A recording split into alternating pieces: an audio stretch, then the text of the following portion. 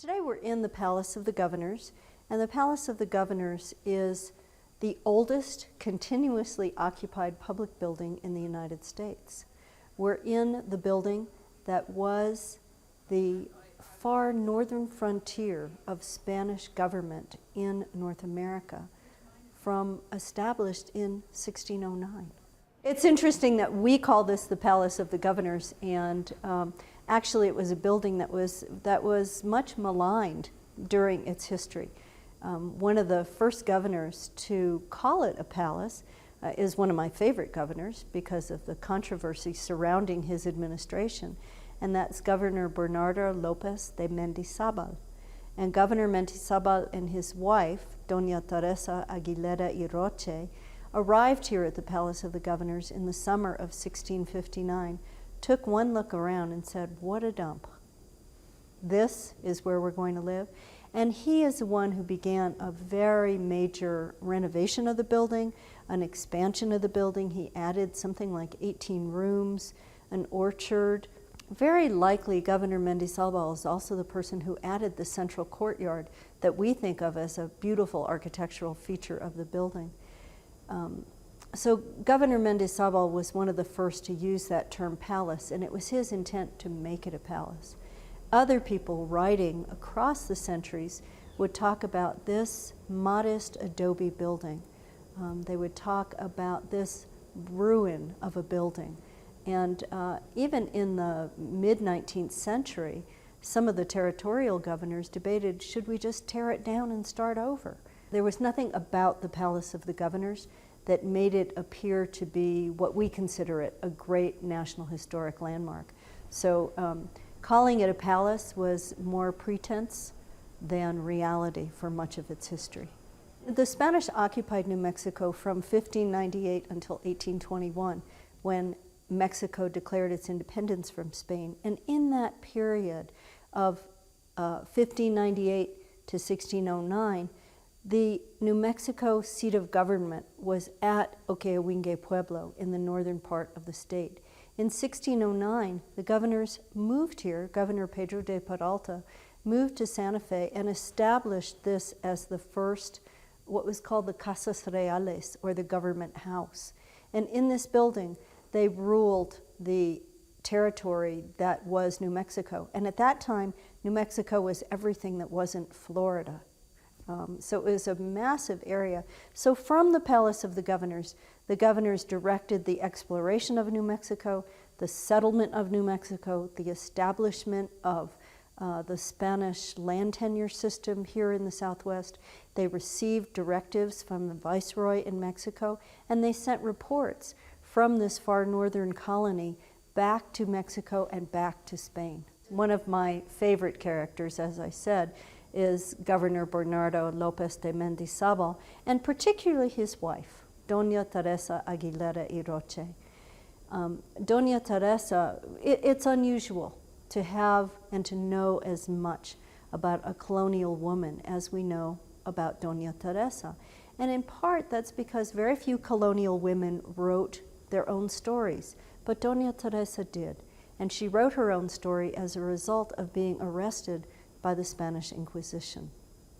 Doña Teresa and Governor Bernardo Lopez de Mendizábal arrived in New Mexico in the summer of 1659. By the summer of 1662, Governor Mendizábal and his wife had criticized local authority.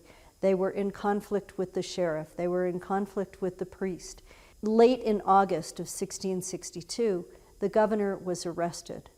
Early the next morning, his wife was arrested by the Inquisition officials who felt that their disrespectful behavior must be a sign that they were Jews.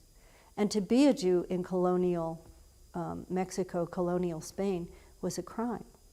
So they were arrested by the Inquisition. They were taken to Mexico City to be tried before the Inquisition panels. And Governor Mendizábal died shortly after they got to Mexico City. And Doña Teresa stood before the Inquisition for almost 20 months of hearings.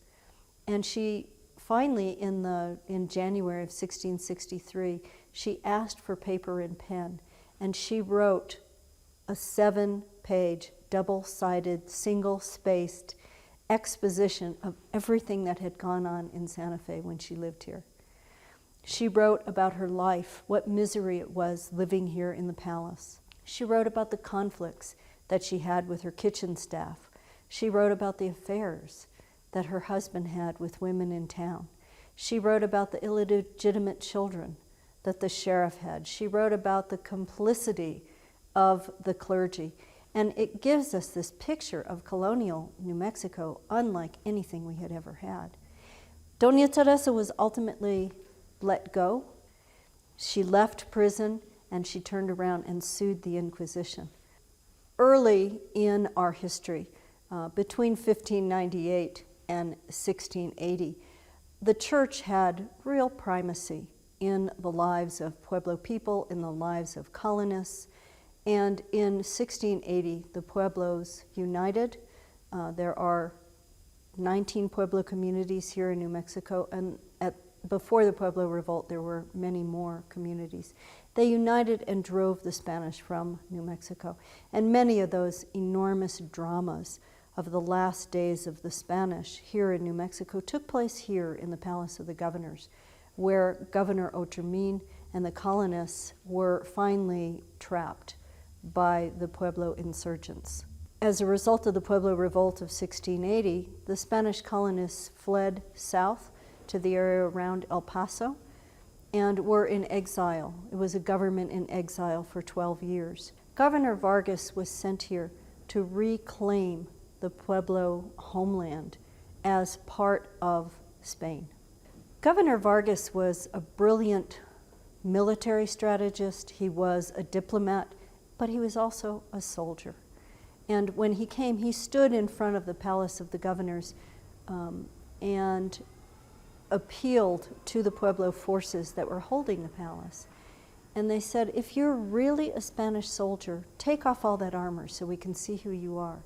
And he does. And he gives this speech where he takes off his morion, which is a kind of helmet, and he begins a negotiation with the Pueblo people who are holding the Palace of the Governors.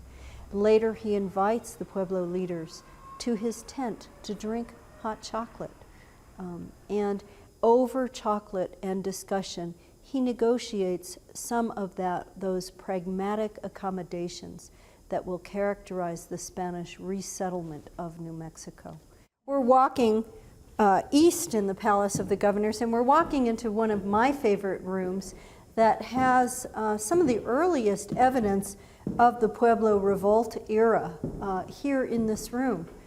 And under each of the wooden floors here in the palace, we're really right on top of the 17th century archaeology. When this building was renovated in the early 20th century, they removed a lot of fill in the rooms. And they, in some ways, came right down onto the 17th century. So we're in a room that during the Pueblo Revolt era was actually a room that was used as a storeroom. And this photograph shows the archaeology in progress. All of these pits that we see are actually food storage pits. This is a major foundation of a wall. And right there is a hearth as well where some of the cooking took place. So we know from the archaeology that this is a room that Pueblo people used for food preparation, food storage. And whenever I take a step across these wooden floors, I wonder what's happening underneath me. What happened here 200 years ago? What happened here 400 years ago underneath these floors? In 1821, Mexico declared its independence from Spain. And it took several months for that news to reach Santa Fe. And we had one of the governors who is sometimes called the last royalist, because when he got the notice, when Facundo Melgares, our governor, got the notice that Mexico had declared its independence from Spain, he was a little uncertain of what this meant for New Mexico. And finally, he received copies of all the decrees. Remember, we're at the very end of the Camino Real. We're 1,200 miles from the capital in Mexico City. So when Facundo Melgares finally got all of the royal decrees, he said, okay, I guess we'll celebrate this independence. And that took place right outside our doors here on the Santa Fe Plaza. I always like to tell this fact, that the Palace of the Governors was 200 years old already when the White House was built. The White House was built 1804, 1805. We were still at that time a part of Spain, but we had so many governors who served here between 1609, when the building was built, and 1909, when we became a museum. One of the reasons that this building is a National Historic Landmark, one of the reasons that it is such an important building in the history of the United States, is because it does put us in touch with this 400-year history.